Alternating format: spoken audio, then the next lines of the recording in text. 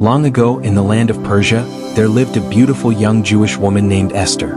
She was raised by her cousin Mordecai because her parents had died when she was a child. At that time, Persia was ruled by King Xerxes, also called Ahasuerus. One day the king held a great feast for all his nobles. During the celebration, he commanded his queen Vashti to come and show off her beauty before the guests. But Queen Vashti refused, and the king became furious. In his anger, he removed her from being queen. Later, the king decided to choose a new queen. He sent messengers across the land to gather all the beautiful young women into his palace. Among them was Esther.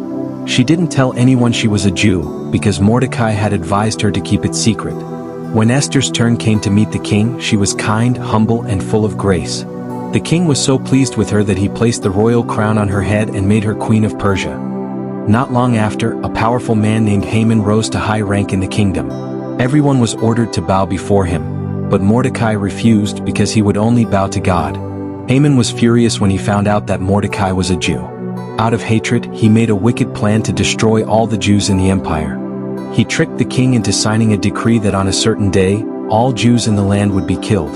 The news spread quickly, and great sorrow filled the hearts of God's people. When Mordecai heard of the decree, he tore his clothes, wore sackcloth, and wept bitterly.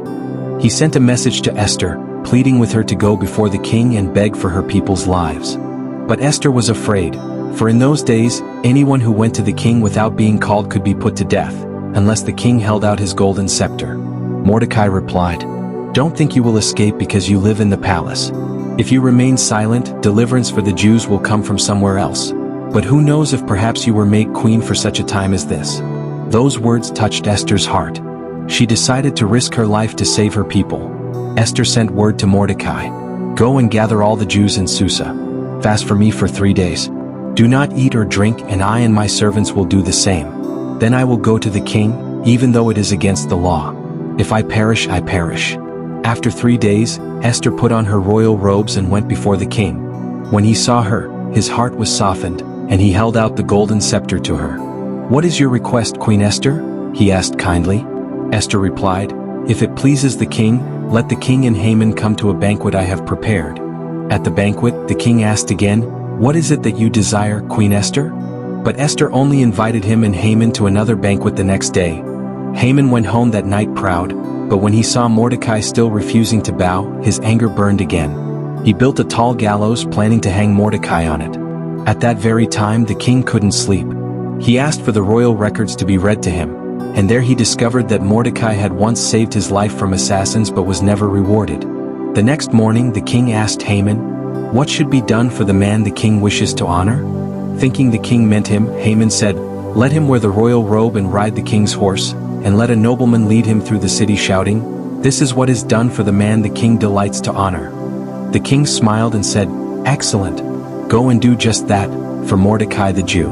Haman was humiliated as he led Mordecai through the streets. That evening at Esther's second banquet, the king asked again, "What is your request, my queen?" "Even up to half the kingdom, it shall be granted." Then Esther revealed the truth. "O king, if I have found favor with you, spare my life and the lives of my people, for we have been sold to be destroyed." The king was shocked. Who would dare do such a thing? Esther pointed to Haman. "This wicked Haman is our enemy." The king was enraged.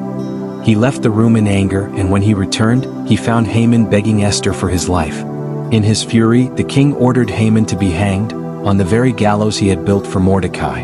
Soon after, the king allowed Mordecai and Esther to write a new decree, permitting the Jews to defend themselves. When the appointed day came, the Jews overcame their enemies and great joy filled the land. Mordecai became the king's most trusted official, and the Jews celebrated their deliverance with feasting and gladness, a celebration still known today as Purim.